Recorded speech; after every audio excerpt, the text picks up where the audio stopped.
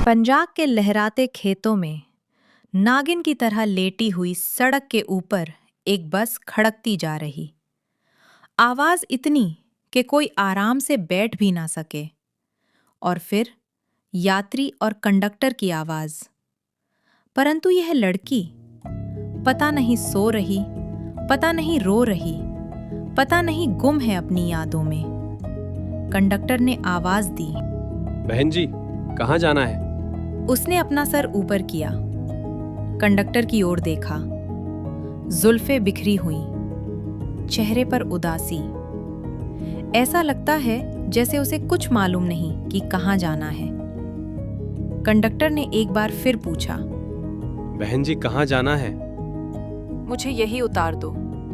यहाँ? यहाँ तो दूर दूर तक कोई गांव नहीं। परंतु खड़ी हो गई और कंडक्टर को मजबूरी में सीटी बजानी पड़ी। यहाँ पर आप कहाँ जाएंगी? यहाँ तक भी किस्मत के सहारे पहुंची हैं और आगे भी किस्मत जहाँ ले जाएगी। और बस चली गई। दूर दूर तक कोई नहीं, सिर्फ खेत और पेड़ और हवा की साएं साएं। उसके कदम ऐसे आगे जा रहे थे जैसे हवा का धक्का उसे आगे ले जाता है। उसकी अपनी कोई दिशा नहीं, कोई मंजिल नहीं। अचानक उसके पांव थम गए। आगे देखकर उसकी आंखें पर आई। उसके सामने गुरुद्वारा साहिब था। ग्रंथी जी ने अचानक से देखा। फटे पुराने कपड़े, बिखरे हुए बाल। उन्होंने अपनी पत्नी को बुलाया और लड़की को भीतर ले गए। ग्रंथी जी और उसकी पत्नी को हैरानी हुई। दोपहर का समय, तीखी धूप। इस समय गुरुद्वारा साहिब में कोई नहीं आता। और वैसे भी गांव से बाहर यूपी में कम लोग ही गुरुद्वारा साहिब में आते हैं। ग्रंथी ने उसे पानी देते हुए पूछा, तुम कहाँ से आई हो बेटी? क्या तुम किसी मुसीबत में हो? आपने मेरी ऐसी हालत देखकर प्रश्न किया? मेरी यह दुर्दशा मेरे कर्मों के कारण हुई।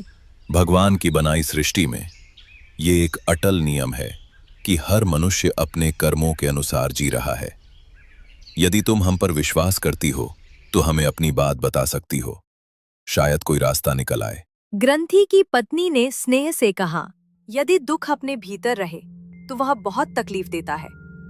कहने से मन हल्का होता है। उसने अपनी कहानी बतानी शुरू की। मेरा नाम ज्योति है। मैं अपने माता पिता की इकलौती संतान हूँ। मेरे पिताजी वकील और मेरे माताजी डॉक्टर हैं। मेरा सपना था लेक्चरर होने का। इसी के लिए मैं अपना कोर्स कर रही थी और एक स्कूल में एक्सपीरियंस के लिए लगी हुई थी। इस स्कूल में एक लड़का कुछ दिनों पहले ही पढ़ाने के लिए आया हुआ था। उसका नाम प्रभात था। मुझे वह बहुत अच्छा लगा। वह लड़का यूपी का था। मैंने उसे अपने माता पिता से मिलवाया, परंतु मेरे पिताजी को पसंद नहीं आया। उन्होंने कहा कि हमारी सभ्यता का अंतर है, जिसके कारण हमारे रिश्तों में तालमेल नहीं बैठेगा। परंतु मैंने अपने माता पिता का घर छोड़ दिया। हमने शादी कर ली। कुछ दिनों के बाद स्कूल में मुझे पता चला कि उसे नौकरी से निकाल दिया गया, क्योंकि उसके कागजात जाली थे। उसने मुझे कहा कि यह सब साजिश है।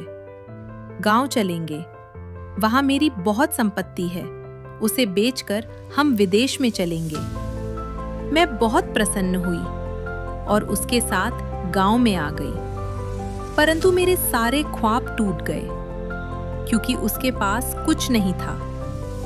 उसने मुझे कहा, जब मैं पंजाब में गया हुआ था तो मेरे रिश्तेदारों ने सारी जायदाद पर अपना कब्जा कर लिया। अब मुझे उनसे अपनी जायदाद वापस लेनी पड़ेगी। तुम थोड़े दिन इंतजार करो। परंतु बाद में उसकी असलियत मेरे सामने आने लगी। वो शराब पीता, सारा दिन कमरे के बाहर अपने दोस्तों के साथ ताश खेलता। अब तो मुझ पर चिल्लाने और हाथ उठाने लगा। कैसी मनहूस औरत है, जब से मेरी जिंदगी में आई है सब कुछ उल्टा पुल्टा हो गया। अपने माता पिता की इकलौती औलाद, करोड़पति। मैंने सोचा था कि इतनी अमीर है, कुछ ना कुछ मिलेगा, पर आ गई खाली हाथ। अब तुझे बेच के मैं ये सारे पैसे पूरे करूंगा। ये सुनकर मेरे पैरों तले जमीन खिसक गई। पहले तो मेरा विश्वास था कि सब ठीक हो जाएगा, पर अब तो उसके घर में मुझको हर पल डर लगा रहता। एक दिन गांव की औरतों में मुझे बताया, बहन तुम कहाँ फंस गई? इतना पढ़ी लिखी होने के बावजूद तू इसको समझ नहीं सकी। ये कुछ दोस्त मिलकर एक बिजनेस करते हैं। भारत के अलग अलग राज्य से लड़कियां लेकर आते हैं और उन्हें बाजार में बेच देते हैं। ये हमारे गांव का नाम भी खराब करते हैं। अगर तुम अपने आप को बचा सकती हो तो बचा लो। हम तुम्हारी इतनी ही सहायता कर सकती थी। एक दिन ये कहीं गया हुआ था। गांव की औरतों ने मुझे बस में चढ़ा दिया, परंतु ना तो मुझे इस गांव का नाम पता है और ना ही यह पता है कि मैं कहां पर हूँ।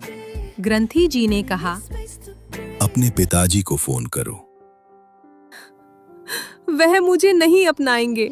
मैंने उनको धोखा दिया, उनका दिल तोड़ा। उन्होंने मुझे जन्म दिया, मेरी परवरिश की, परंतु मैं अच्छी बेटी ना बन सकी। माता पिता वाहेगुरु का रूप होते हैं। जैसे वाहेगुरु हमारी बड़ी से बड़ी गलती के लिए क्षमा कर देता है, वैसे ही माता पिता भी अपने बच्चों के लिए हमेशा तैयार रहते। बच्चे अपने रास्ते से भटकते हैं, पर माता पिता उन्हें फिर थाम लेते हैं। बार बार कहने पर ज्योति ने फोन लगाकर ग्रंथी जी को दे दिया। ग्रंथी जी ने उनको वहां का पता दिया। जल्दी से जल्दी उसके माता पिता वहां पर पहुंच गए। ज्योति उनके सामने हाथ जोड़कर खड़े हो गई। मैं आपसे कैसे माफी मांगू? मेरा अपराध इतना बड़ा है कि मुझे भगवान ने भी माफ नहीं करना। परंतु उसके माता पिता ने ज्योति को गले से लगा लिया और उसके पिता ने ग्रंथी जी का धन्यवाद किया। गुरुद्वारा साहिब में माथा टेकने के बाद तीनों चले गए। वाहेगुरु का कुछ पता नहीं, कब, कहां, कैसे कैसे रंग दिखाता है।